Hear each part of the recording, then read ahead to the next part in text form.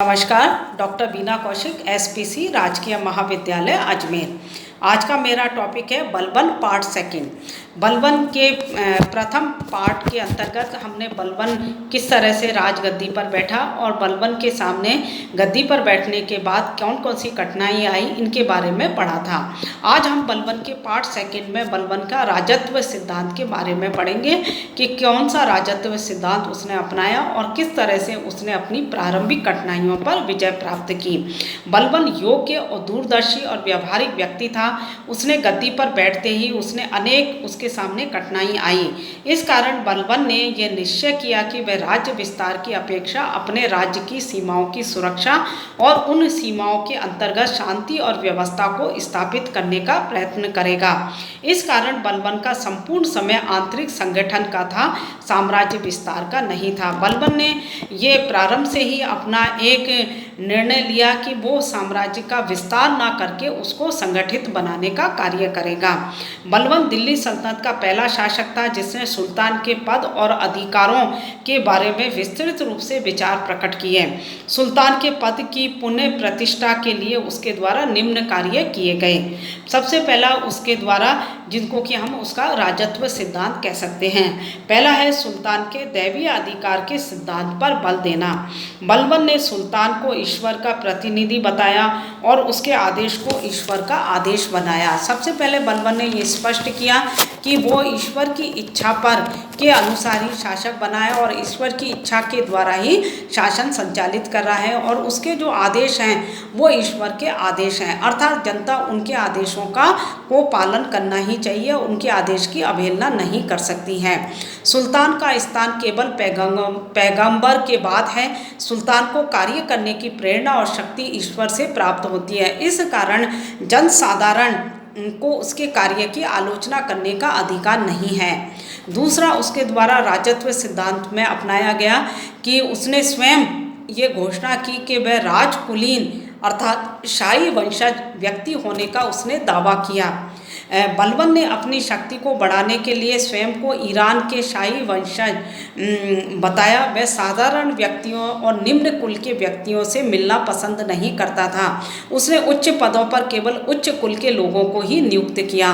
तो बलबन ने स्वयं घोषणा की कि वह उच्च कुल में पैदा हुआ है और उच्च शाही वंश से संबंधित है। वो वंश ईरान का था, उसको कि श्रेष्ठ दृष्टि से देखा जाता था। तीसरा, उसके द्वारा एक महत्वपूर्ण कार्य किया गया कि अपने व्यक्तिगत जीवन में उसने परिवर्तन किया। बलबन ने अपनी स्थिति को मजबूत बनाने के लिए अपने व्यक्तिगत जीवन को उच्च बनाया। उसने स्वयं शराब पीना बंद कर दिया। उसने अधिकांश एकांत में रहना प्रारंभ कर दिया। उसने साधारण जनता और छोटे अमीरों से मिलना बंद कर दिया। वह दरबार में ना हंसता था ना मुस्कुराता था। वह कीमती वस्त्रों में भी जनता के सामने नहीं जाता था। तो व्यक्तिगत जीवन में उसने, अभी तक वो अमीरों के दल का एक प्रमुख सदस्य था।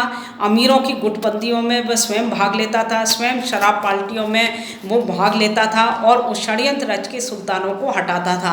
लेकिन सुल्तान बनते ही उसने अपने व्यक्तिगत जीवन में परिवर्तन प्रारंभ कर दिया और उसने अपने आप को एकांत और अमीरों से श्रेष्ठ बताना प्रारंभ कर दिया। और इसके लिए उसने व्यक्तिगत जीवन में ना तो वो दरबार में जब आता, ना तो मुस्कुराता, ना हंसता था वो, और हमेशा भव्य कपड़ों में और अपने साथ अंगरक्षकों को लेकर आता और उनके ऊंचे दरबार में वो बैठता। तो अपने आप को उसने अमीरों से श्रेष्ठ और उच्च कोटि का बताना प्रारंभ कर दिया, जिससे अमीर उसके साथ समानता का दावा नहीं कर सकें। अगला कार्य उसके द्वारा किया गया कि राज्य दरबार को भव्य और अनुशासित बनाना। बलबन ने जनता में सम्मान और भय की भावना उत्पन्न करने के लिए दरबार को भव्य और अनुशासित बनाया। इसके लिए दरबार में ईरानी परंपराओं को उसने आरंभ किया। उसने सिजदा, भूमि पर लेटकर अभिवादन करना, पैबोस, सुल्तान के सिंहासन के निकट आकर उसके चरणों को चूमना आदि जो ईरानी परंपराएं थीं उसको उसने दरबार में प्रारंभ किया। बड़े अमीरों को छोड़कर सभी व्यक्तियों को दरबार में उसने खड़े रहने का आदेश दिया। दरबारियों का पहनावा उसने निश्चित कर दिया। दरबार में हंसी मजाक पर प्रतिबंध लगा दिया। केवल महामंत्री ही सुल्तान से सीधी बातचीत कर सकते थे और इसके अलावा दरबारियों के शराब पीने पर उसने रोक लगा दी। दरबार में बड़े बड़े अंगरक्षकों को खड़ा किया जाने लगा। विदेशों से आए हुए विद्वान व्यक्तियों को अपने दरबार में सम्मानित स्थान देने उसने प्रारंभ कर दिया। इसके अलावा उसने अपनी दरबार को भव्य बनाने के लिए और दरबार में अनुशासन कायम करने के लिए कई कठोर नियम बनाए। उन नियमों को उसने स्वयं पालन किया और अपने दरबारियों को भी उसका पालन कराना उसने प्रारंभ किया। उन दरबारियों, उन अमीरों से जिनका वो कभी सदस्य रह चुका था, उनके साथ जिनके साथ वो हंसता मुस्कुराता था, जिनके साथ वो शराब पार्टी करता था, अब उन्हीं के ऊपर सुल्तान बनने के बाद उसने कठोर नियम लगा दिए कि वो स्वयं एक निश्चित ड्रेस पहनकर दरबार में आएंगे। दरबार में हंसने मजाक करने में प्रतिबंध लगा दिया। दरबार में किसी प्रकार की कोई भी दावतों का आयोजन नहीं होगा, शराब पार्टी का आयोजन नहीं होगा।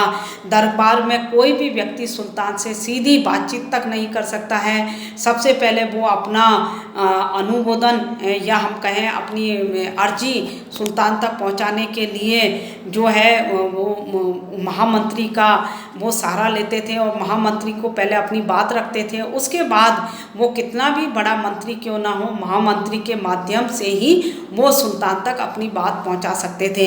इसके अलावा उसने दरबार में कई और कठोर नियम लगा दिए, जैसे कि पैबो सिजदा ये प्रारंभ करने का जो परंपरा है वो उसी के द्वारा लागू की गई। तो इस प्रकार दरबारी शान शौकत भव्यता का प्रभाव जनसाधारण और अमीरों पर भी पड़ा, जिससे सुल्तान की व्यक्तिगत प्रतिष्ठा में वृद्धि हुई। बलबन का राजत्व सिद्धांत बहुत अधिक कठोर था। वह सभी व्यक्तियों को अपने अधीन मानता था, कोई भी उसकी बराबरी नहीं कर सकता था।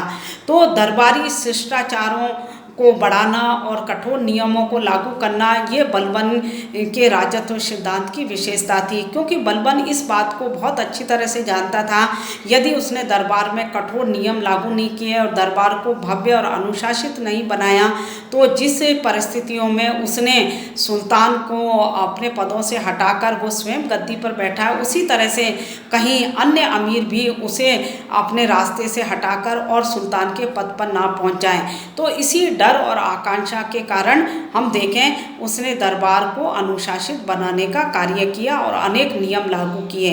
ये कठोर नियम हम देखें आज बाद के समय में अलाउद्दीन खिलजी ने इसमें और भी अधिक कठोरता लाकर और अपने राजत्व सिद्धांत को और अधिक कठोर बनाने का कार्य किया।